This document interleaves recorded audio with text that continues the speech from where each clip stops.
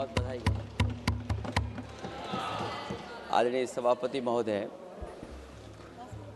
मैं आपका धन्यवाद देता हूं कि इस ऐतिहासिक चर्चा जो 150वीं वर्ष में हो रही है उसमें मुझे बोलने का मौका मिल रहा है। वंदे मातरम के आज हम 150वें वर्ष के बाद दोबारा हम लोग इस सदन में याद कर रहे हैं और हमें गर्व है इस बात का कि हम लोग इस समय पर बंकिम चंद्र चट्टोपाध्याय जी को भी याद करें, जिन्होंने इतना शानदार और ऐसा राष्ट्र को गीत देके गए हैं जिस गीत ने लाखों लाख लोगों को जागरूक किया, उनके बीच उत्साह भरा और आज़ादी के उस समय पर जिस समय अंग्रेजों के खिलाफ लड़ाई लड़ी जा रही थी, वंदे मातरम हमें ऊर्जा देता था, हमें ताकत देता था, हमें एकजुट कर करके अंग्रेजों के खिलाफ लड़ने का एक माध्यम बनाता था। वो वंदे मातरम के गाने पर आज जब 150 वर्ष हो रहे हैं, मुझे बोलने का मौका मिला, इसके लिए मैं आपका बहुत बहुत आभार और धन्यवाद देता हूं। ये वंदे मातरम जिस तरह के हमारे पूर्व में कांग्रेस पार्टी के नेता गौरव गोगोई ने जो बात रखी, उस भावना से जोड़ता हुआ और वंदे मातरम की भावना से जुड़ता हुआ जिस समय कलकत्ता के कांग्रेस के अधिवेशन में रविन्द्रनाथ टैगोर जी ने गाना गाया, गीत गाया, उसके बाद लोकप्रियता इसकी आम लोगों के बीच पहुंच गई। और जब कभी भी लोगों को अंग्रेजों के खिलाफ लड़ना होता था तो यही वंदे मातरम का नारा दे करके लोगों को जोड़ने का काम करते थे। हमारा कोई भी आंदोलन रहा हो, स्वदेशी आंदोलन रहा हो, उसमें भी हम लोग इसी नारे के साथ चले। वंदे मातरम को लेकर के हम लोग इतना देश को एकजुट कर दिए कि अंग्रेज घबराने लगे। और जब अंग्रेज घबराने लगे तो जहां कहीं भी वो देखते थे कि ये नारा लग रहा है, वहां पर देशद्रोही का कानून लगाकर लोगों को जेल भेज देते। ये भी इतिहास है कि जिस समय बंगाल में बच्चों ने गाना गाया, इस गीत को अपने क्लासरूम में गाया, उस समय भी अंग्रेजों ने उनके खिलाफ मुकदमा लगा के उन्हें जेल भेजने का काम किया। ये वंदे मातरम अंग्रेजों ने बैन भी कर दिया। 1905 से लेकर के 1908 तक बैन कर दिया गया और बैन के बाद भी लोग माने नहीं, हमारे क्रांतिकारी लोग माने नहीं और वंदे मातरम को हमेशा उन्होंने अपने दिल और दिमाग में रखा और जनता के बीच में इस आंदोलन को आगे बढ़ाते रहे। सभापति महोदय, जो हमारे सत्ता पक्ष के लोग हैं वो हर चीज को ओन करना चाहते हैं। ये 150वें वर्ष में जब हम वंदे मातरम याद कर रहे हैं, बंकिम चंद्र चट्टोपाध्याय जी को हम याद कर रहे हैं कि उन्होंने इतना महान गीत हमें दिया है।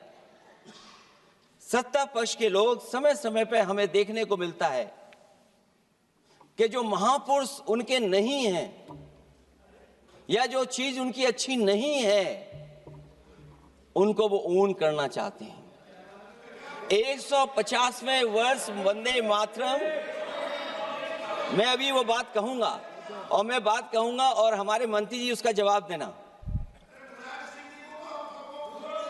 सभापति महोदय, क्योंकि ये बात ओन करने की आ रही है, अपनाने की बात आ रही है, तो मैं सभापति महोदय, मैं अपने सत्ता पक्ष के लोगों को याद दिलाना चाहता हूं।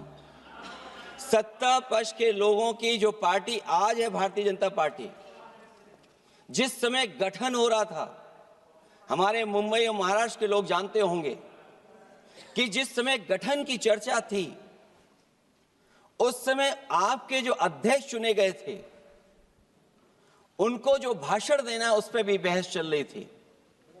और बहस इस बात की थी कि भारतीय जनता पार्टी सेकुलर रास्ते पे जाएगी, सोशलिस्ट रास्ते पे जाएगी कि नहीं जाएगी।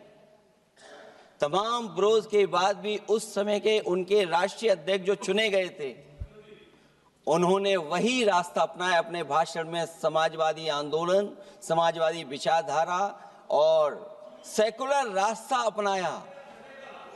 और वही नहीं, जो उनका मंच था उसमें जयप्रकाश जी की तस्वीर लगा करके भी उन्होंने लोगों को ये भ्रम फैलाने की कोशिश की कि जेपी के रास्ते पर भारतीय जनता पार्टी चलेगी। बताएं माननीय मंत्री जी, आप कितने सेकुलर हैं आज, कितने सोशलिस्ट हैं आज? अभी गौरव गोगोई जी ने ठीक कहा, इंडिगो का हवाई जहाज उड़ नहीं रहे कि उड़ाए नहीं जा रहे हैं? उड़ाए नहीं जा रहे। और क्या बात कही गई थी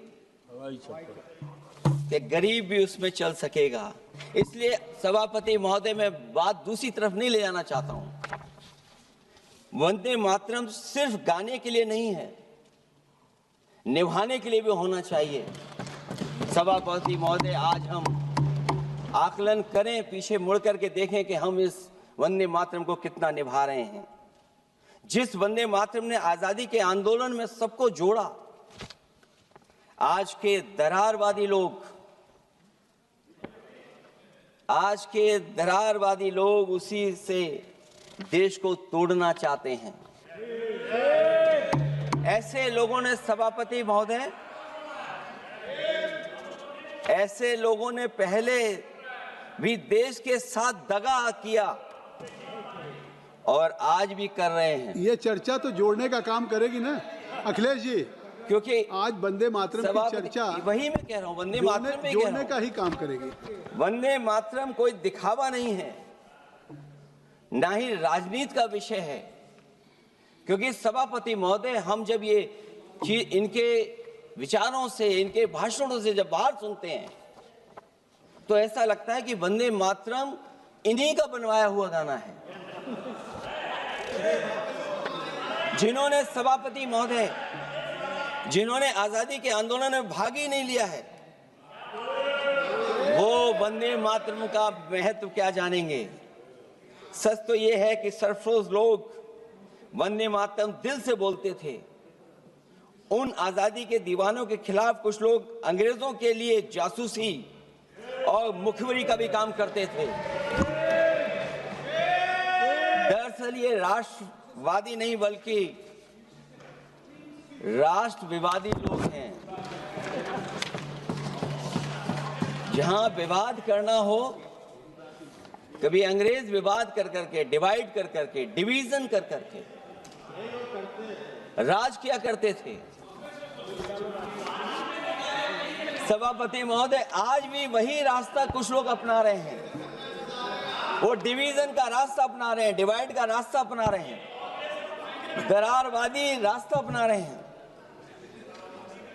इनका इतिहास खंगाला जाए कि इन्होंने आजादी के पहले और आजादी के बाद वंदे मातरम क्यों नहीं गाया।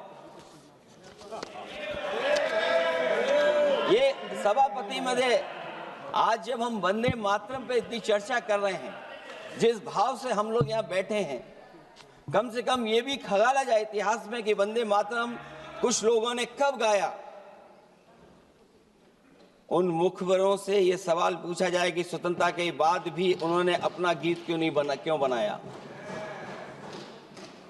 उनकी एक रंगी सोच ने तिरंगा क्यों नहीं फहराया। वंदे मातरम सियासत के झूठे राष्ट्रवादियों के लिए नहीं है। गलत लोगों की गलत मंशा पूरा देश समझता है और केवल यही नहीं ओन करते हैं। कभी कभी भारत माता का जो चित्र है, जो पेंटिंग कभी बंगाल के महान लोगों ने बनाई थी,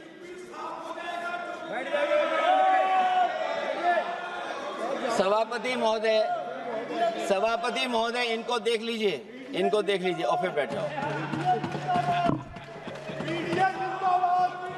सभापति महोदय, राजभर जी आप बैठिए, आपके नेता बोल रहे हैं। सभापति महोदय, आपके वंदे नेता बोल रहे हैं, आप मातरम का बैठिए ना। भाव ये भी था कि कम्युनल पॉलिटिक्स नहीं चलेगी,